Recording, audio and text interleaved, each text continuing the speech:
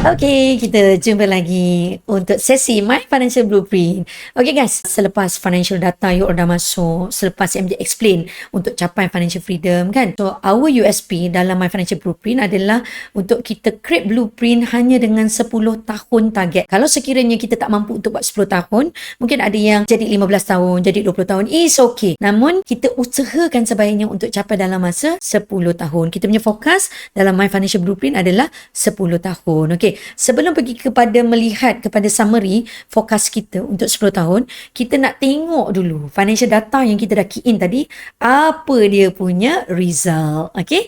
Perkara pertama adalah kita nak tahu kita punya aliran tunai kita kan. Aliran tunai kita ni positif ke negatif? Right? Positif kita seronok lah kan, color hijau.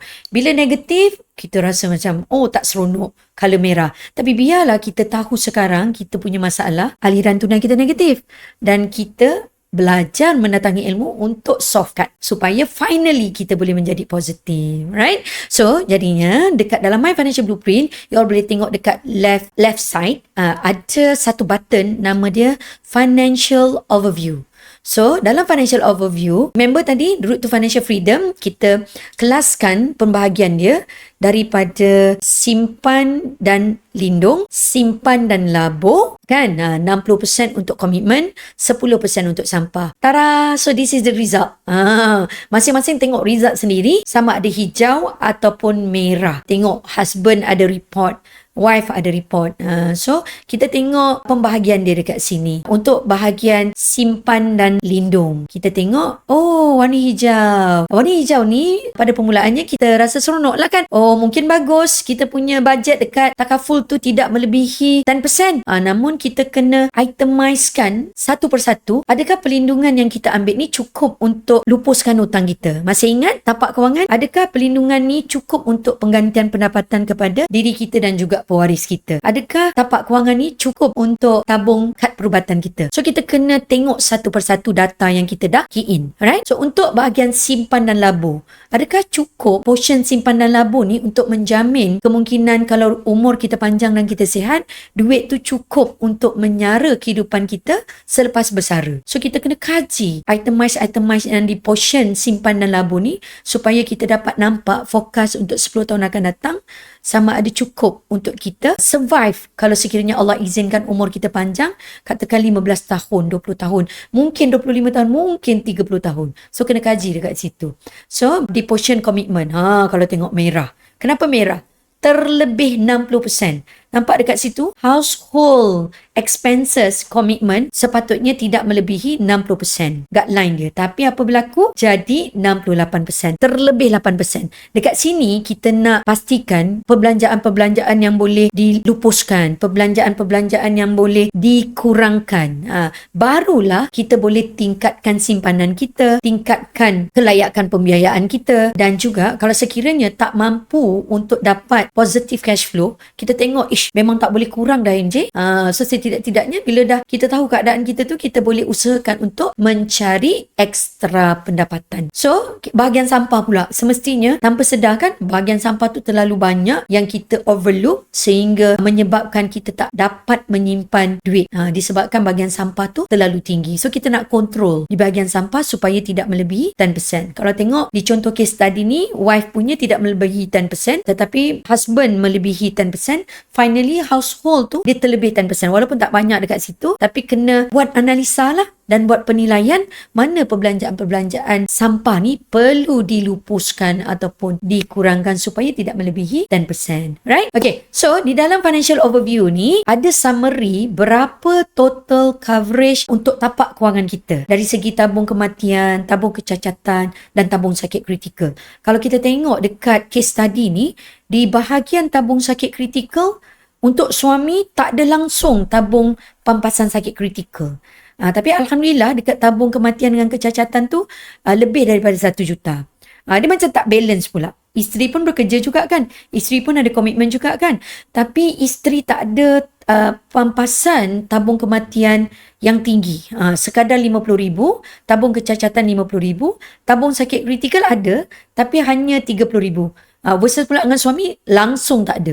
So dia agak tak balance dekat sini. Jadinya kita nak pastikan kita restructure, kita buat penilaian, kita buat analisa supaya case study ni dapat result yang bagus.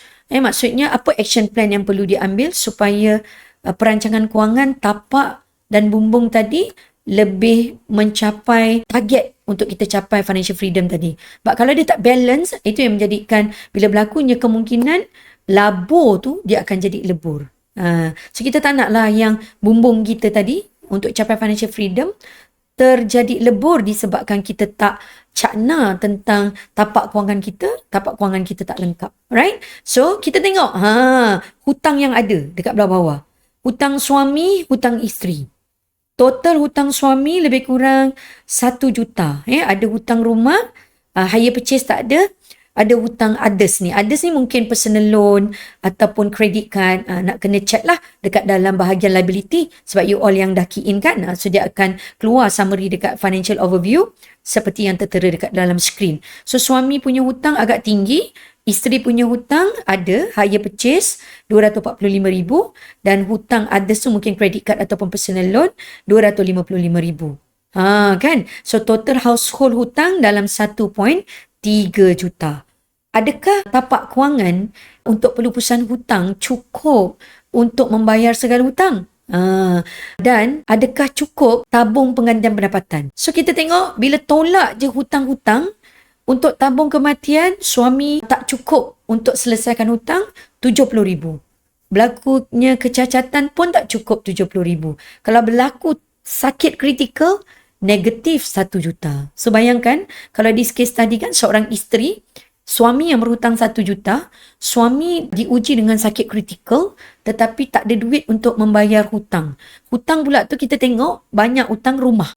Portion bahagian suami, belah atas tu banyak hutang rumah. Kan? So bayangkan kalau kereta kan kena tarik masih okey. Tapi kalau rumah kena lelong, dia sangat mengganggu emosi isteri dan juga anak-anak. So jadinya bila kes tadi ni, isteri dan suami kena berbincang supaya perancangan tapak kewangan tu lebih komprehensif, lebih lengkap, memastikan kalau berlakunya risiko kepada suami, hutang-hutang suami selesai.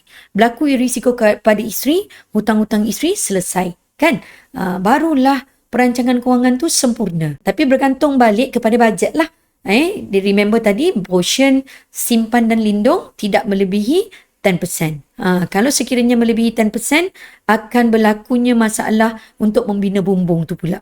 Kadang-kadang ni kita pun dah berhutang di luar kemampuan kita kan. Tapi bila dah berhutang, we have no choice, we have to manage all the hutang supaya tidak menjadi beban kalau berlakunya risiko kehidupan. Right? Okay. Dan di dalam financial overview ada summary untuk medical coverage, medical card.